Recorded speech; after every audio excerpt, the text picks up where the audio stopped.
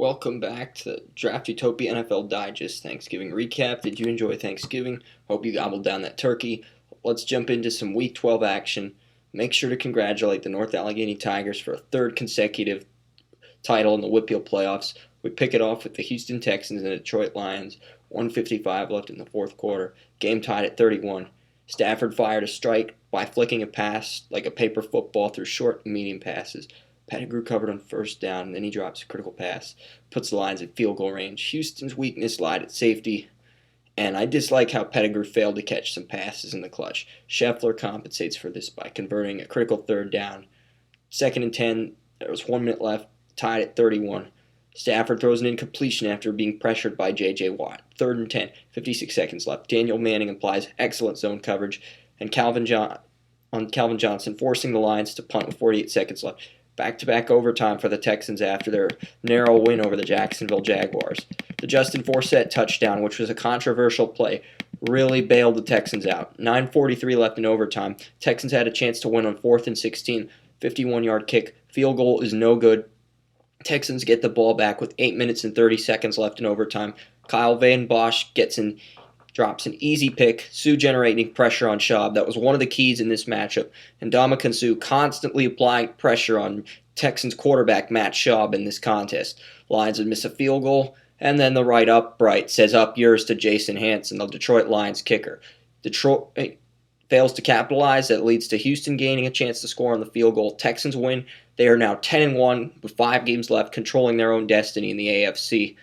Washington Redskins versus the Dallas Cowboys in Texas Stadium. Romo with a solid drive initially right off the get-go. The only thing that went wrong was Dallas had to settle for a field goal.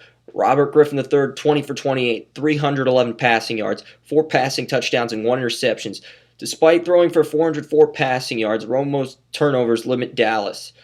The loss of DeMarco Murray plus injuries on the offensive line made Dallas very one-dimensional on Thanksgiving Day.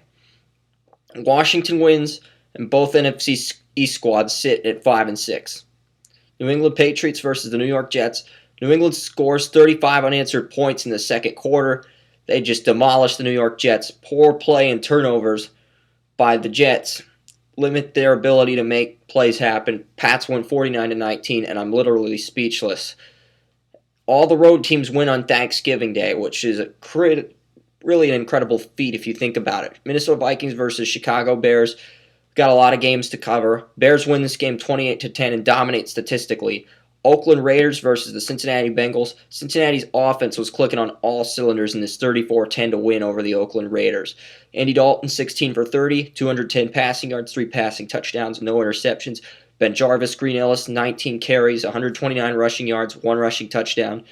Mohamed Sanu had 5 receptions. 2 of them were receiving touchdowns. Jermaine Gresham had 4 receptions. 1 of them was a receiving touchdown at tight end. And A.J. Green, the Cincinnati Bengals' number 1 go-to target, had 3 receptions for 111 receiving yards. Good offensive line play in the pass blocking and run blocking department. Some zone blocks, pancake blocks, pull blocks. Just great team effort by the Bengals offense as a whole and a 34-10 win over the Oakland Raiders. Pittsburgh Steelers versus the Cleveland Browns. Pittsburgh had 8 turnovers in this contest versus Whedon's pick 6 at the very get-go of this contest. Cleveland had some matchup advantages. Kiesel tipped the pass, which caused the Lawrence Timmons interception. And Cleveland had some matchup advantages over Pittsburgh, even though Steeler fans will deny it left and right. Give Cleveland's defense for winning these mismatches. You have defensive tackles like Phil Taylor and Atiba Rubin, full health for the first time all season. Billy Wynn and John Hughes make excellent backup defensive tackles, even though neither one is capable of starting. That, along with the linebacker play, DeQuell Jackson and James Michael Johnson on the strong side, with Jackson playing the middle at that Mike role, all of that coming together led to the Cleveland Browns holding the Pittsburgh Steelers to 49 rushing yards, which didn't surprise me one bit.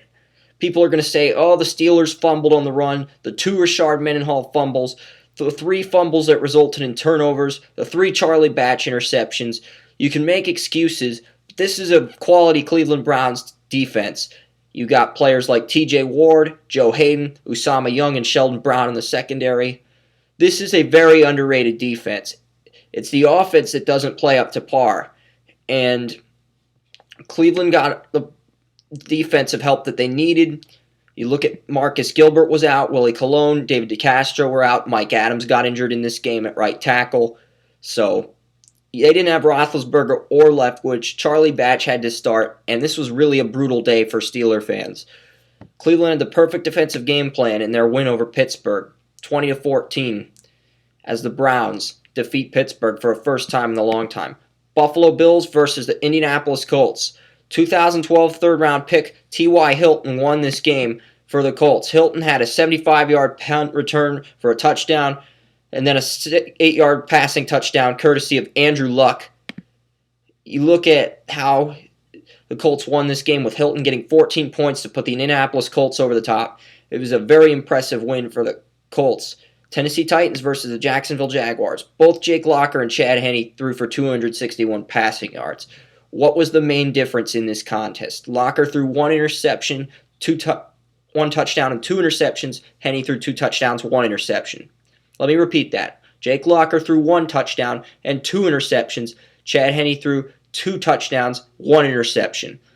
Huge difference. Locker's offensive line did a good job pass blocking, run blocking for Chris Johnson, some poor choices in terms of reading the defense led to the Jaguars win. Cecil Shorts, 4 receptions, 105 receiving yards, and a receiving touchdown. Justin Blackman, 5 receptions, 62 receiving yards, and a receiving touchdown. Jacksonville's interior offensive line really struggled on Sunday. Outside of left tackle Eugene Monroe, the Jaguars' offensive line needs upgrades pretty much everywhere in the offseason. Sure, you could talk about how Michael Brewster is a solid future starter, but he struggled against the Tennessee Titans' interior defensive line. Uche Nware struggled at right guard. Brad Meester struggled at center against a very pedestrian Tennessee Titans pass rush. Denver Broncos versus Kansas City Chiefs. Give the Chiefs credit for a 6-0 lead in the running game.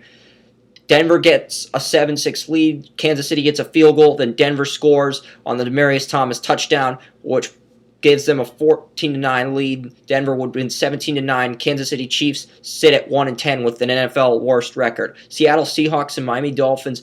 Seahawks played the better statistical game because Wilson managed to avoid turnovers. The offensive line does their job pass blocking. Miami had the ball last, scoring the field goal with the game tied at 21. Last second, Ryan Tannehill's clutch play in the fourth quarter leads to a Dolphins win in a critical situation. Atlanta Falcons versus Tampa Bay Buccaneers. Falcons win 24-23 in a nail-biter. Doug Martin gets 2 rushing touchdowns to keep it close, but the Falcons pull off the win.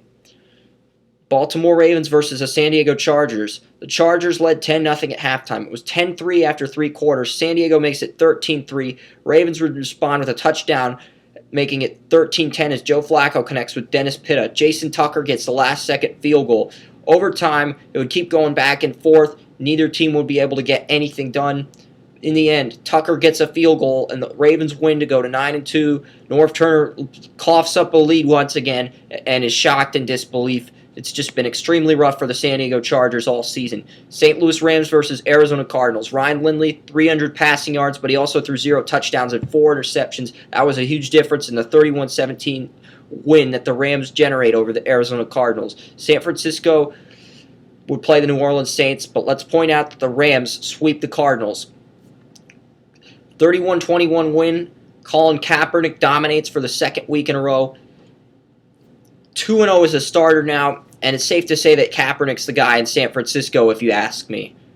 Keeping this highlight a little short because I want to break down the other 2 games, and we only got 10 minutes to do this. Green Bay Packers versus the New York Giants. Giants and Packers were tied at 7, but after that point, the Giants simply took over this game.